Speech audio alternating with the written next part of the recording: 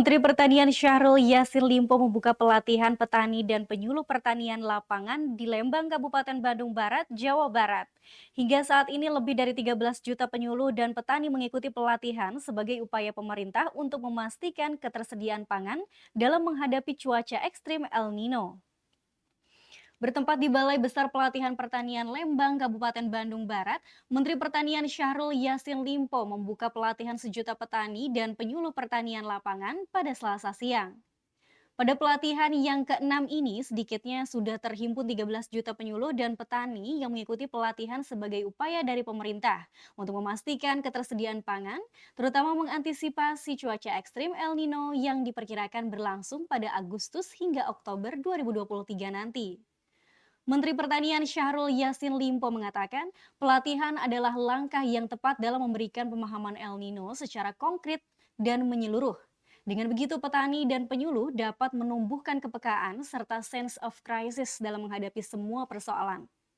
Cuaca ekstrim yang melanda dunia saat ini terbagi menjadi dua bagian. Pertama, El Nino atau fase hangat, dan kedua El Nina atau fase dingin. Sekitar 10% dari wilayah Indonesia sudah memasuki musim kemarau yang berlangsung di sejumlah sentra pertanian. Kita berharap lebih khusus tematik yang dibawa dalam pelatihan ini adalah menghadapi El Nino atau kekeringan keras dan mempersiapkan kelangkaan pangan yang ada secara mendunia.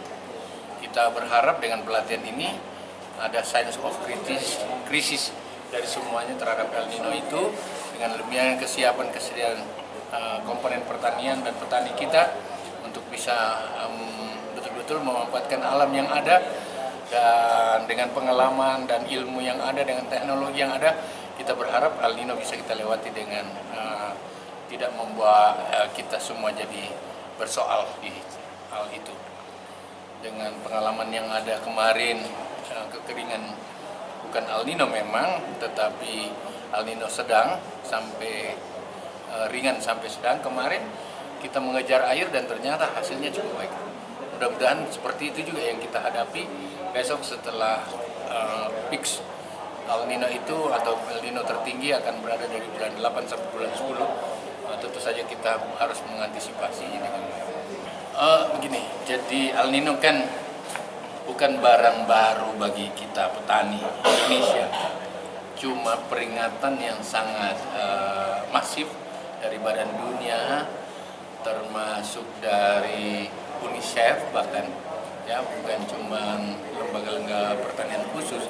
UNICEF pun memperingatkan bahwa akan terjadi kekeringan yang dahsyat, yang mungkin saja lebih dari kekeringan yang pernah ada.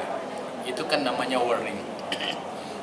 Kemudian 70% negara kehilangan air. Jadi negara-negara itu di dunia 70% akan kehilangan air.